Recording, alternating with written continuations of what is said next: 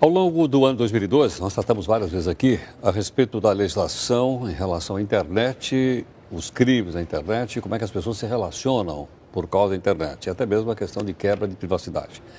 Hoje, nós vamos olhar um pouquinho para frente, vamos olhar para 2013. Quem está aqui gentilmente conosco é o advogado Dr. Renato Opsblum, que é especialista em crimes digitais e fundador da Câmara Brasileira de Comércio Eletrônico. Dr. Renato, boa noite, muito obrigado pela participação conosco aqui na nossa perspectiva. Prazer, Heraldo.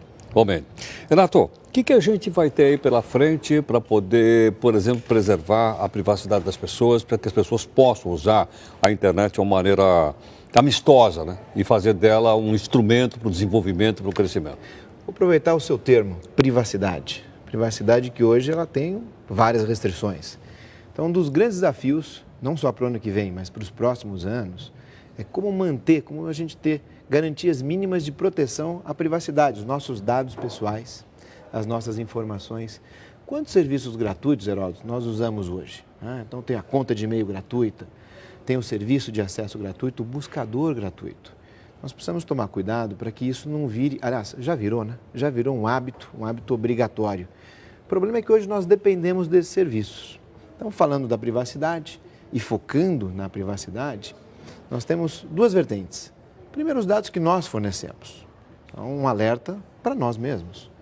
Vamos pensar, quando nós acessarmos, usarmos o serviço, usarmos a internet, naquilo que nós estamos colocando. Cuidado, isso pode ter uma série de reflexos, não só comerciais, mas de segurança também.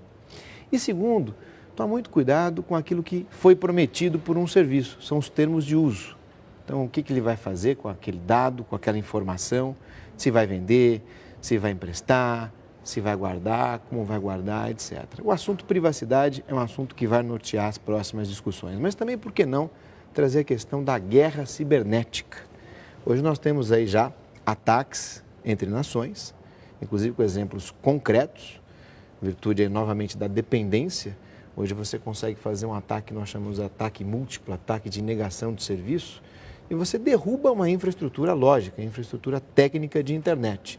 E com isso você corre o risco até de não só baixar ou prejudicar a própria economia do país, mas o dia a dia. Então, nós temos energia elétrica, que depende hoje de computadores, depende da internet. Sem dúvida. Nós temos serviços de água, nós temos serviços de transporte. Agora, Renato, cada vez mais o controle desses serviços que vocês estão falando de serviço público, ele está associado à internet e à cibernética, aos computadores? Hoje é praticamente tudo interligado, né, Heraldo? Então, aliás, eu chamo a atenção para isso, né? Antigamente nós tínhamos os computadores desconectados, eram aquelas estações, né, simples. Hoje não, tudo está online. E esse online é que traz o nosso alerta.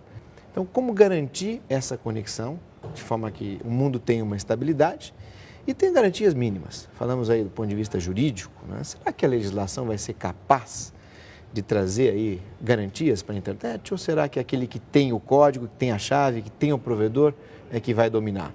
São desafios para os próximos anos. O direito autoral também entra nessa pauta. Direito autoral também? Importantíssimo, né? Lógico. Hoje, a criação de conteúdo, o desenvolvimento de conteúdo, ele implica diretamente no crescimento econômico de um país. Só que existem hoje, novamente, duas posições.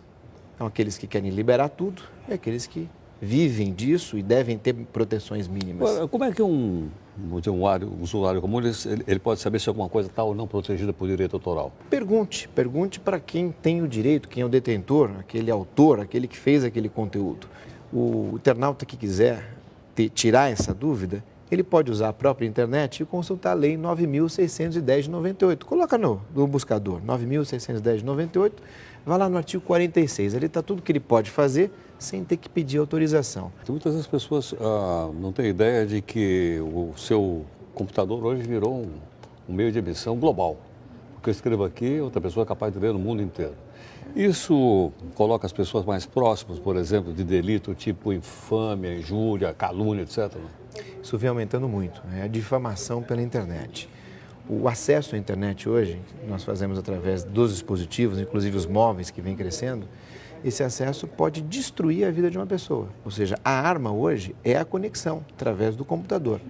Então, todos nós temos que tomar muito cuidado com aquilo que escrevemos, com o impacto que aquilo vai ter na vida de outras pessoas E não podemos jamais esquecer que não existe mais aquele botão apagar, aquele botão delete para a internet não existe. Algo que vai parar na internet dificilmente consegue ser totalmente removido. Renato, uma outra questão. Suponha, por exemplo, um conteúdo de compartilhamento, por exemplo, como uma Wikipédia, em que a pessoa vai lá e escreve alguma coisa sobre uma terceira pessoa.